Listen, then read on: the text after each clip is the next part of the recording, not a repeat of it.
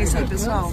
A gente está aqui na fronteira com Gaza já, onde aconteceram os ataques, onde ainda tem zona de guerra. E vamos conhecer mais de perto tudo que aconteceu por aqui. Just a safety brief before we continue. So here we have, we're still under a threat of rockets. So in case we hear an alarm, either the siren that blurs or a woman's voice that says Teva Adom.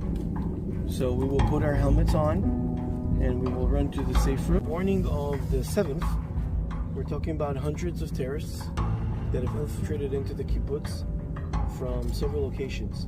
The aftermath of the attacks here is that 63 people were murdered, 70 people were kidnapped, and 6 were seriously injured and still are in hospitals. A gente está aqui então chegando no kibbutz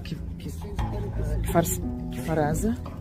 Esse Kfar-Aza é um dos kibbutz que mais sofreram o ataque, né, que mais tiveram problema com o ataque do dia 7. Depois eu vou colocar a legenda aí para vocês.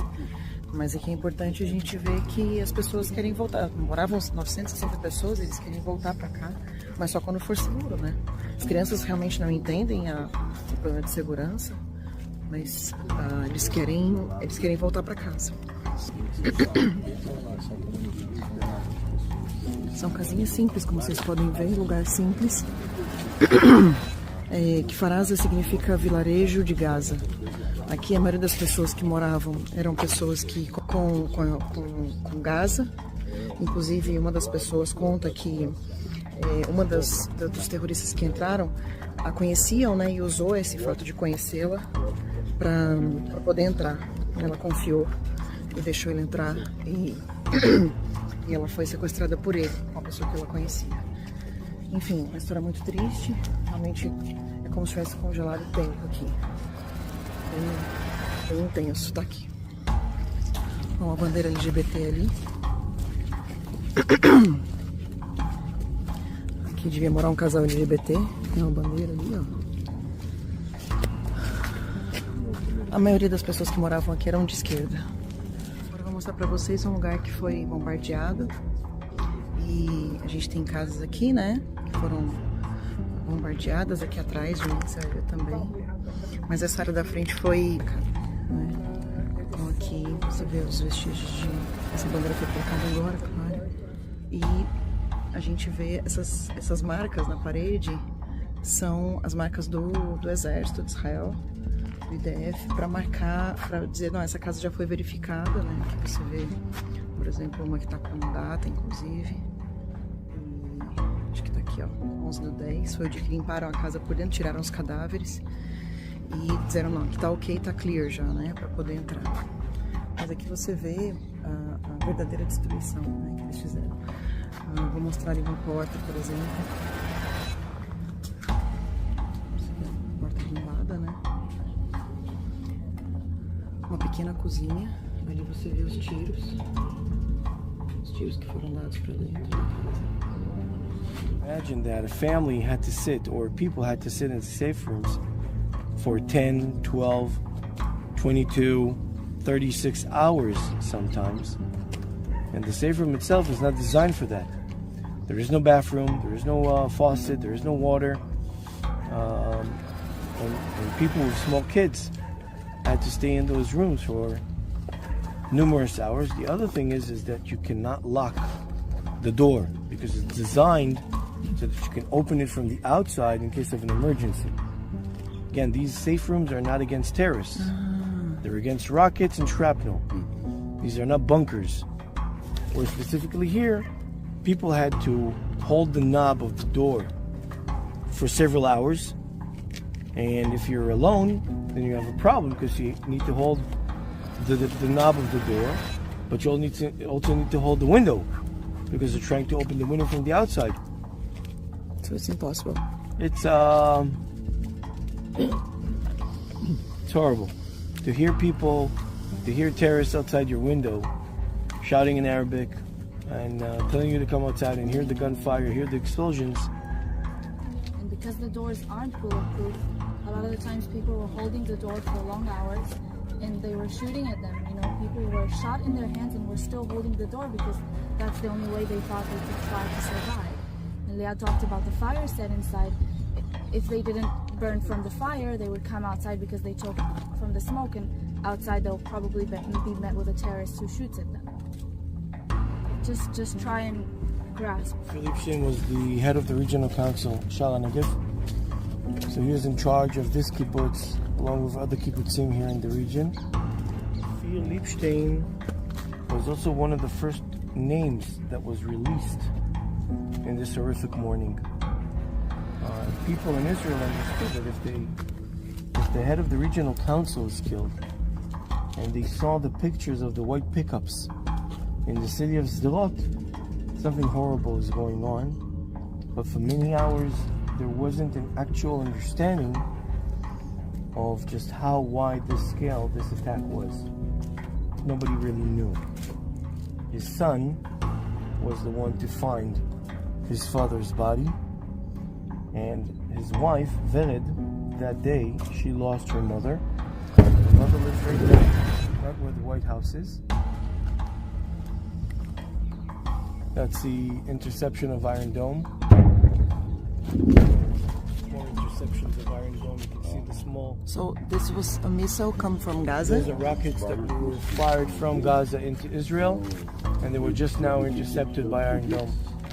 Bom, gente, vocês viram aí durante o filmo para vocês o domo de ferro neutralizando um dos mísseis que ia cair aqui perto. A gente tá ouvindo esses mísseis o tempo todo.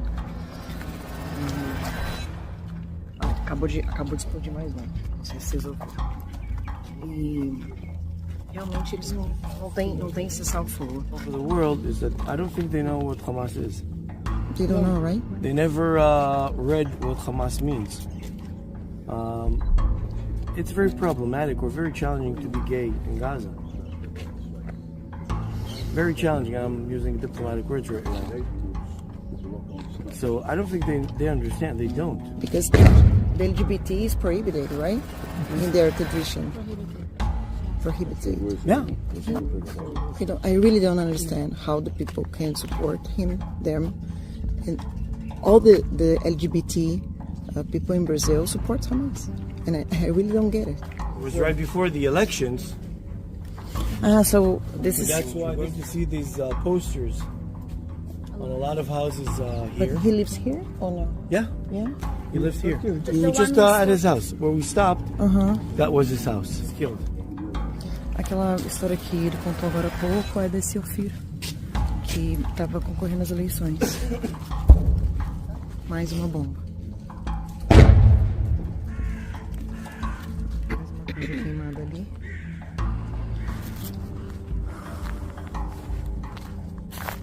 E assim, ó, tudo destruído.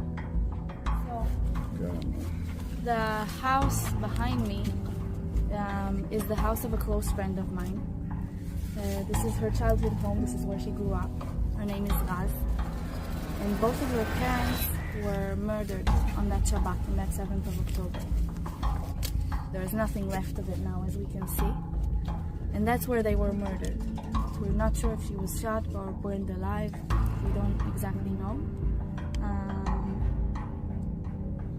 It took us 3 weeks to identify the bodies. 3 weeks. News about Raz's dad came a few days before the news about her mom. And the news about her mom came 2 hours, even less than 2 hours before her 26th birthday. That's the birthday present caused by Hamas. She was supposed to come here the night before, but luckily she wasn't here. Now, this is not even my story to share, but it's one that's closer to my heart. But I think one of the things that we need to understand, and I'm asking you to transfer the message onwards, is that the atrocities, and I don't have any other word than atrocities for what happened here on October 7th, because we're talking about kidnapping, raping, cutting off ligaments, beheading, setting on fire, tying them up. And I can go on because that's what happened. But the atrocities that happened here, they've touched every single Israeli in the state of Israel. And I think it has touched all of the Jews around the world as well. But this is something that, in my eyes, should concern the entire world. Because this cannot happen. This wasn't military versus military. Hamas call themselves the militants of Hamas. We know they're a terror organization. They went about murdering in such brutal, inhumane ways innocent civilians. And the world needs to know and to see and to understand that this is what happened. We're 63 days after and you still see it.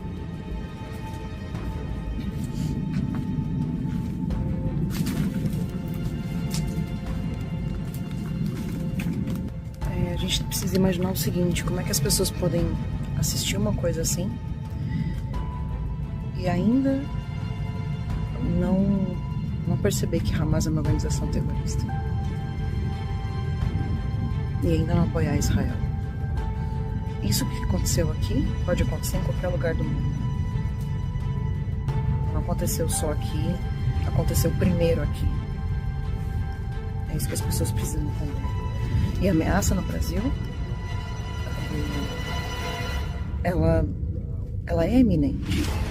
Nós somos cristãos, primeiro os judeus, depois os cristãos. E se os judeus não responderem à altura aqui, isso vai significar que eles venceram. Isso vai significar que eles venceram.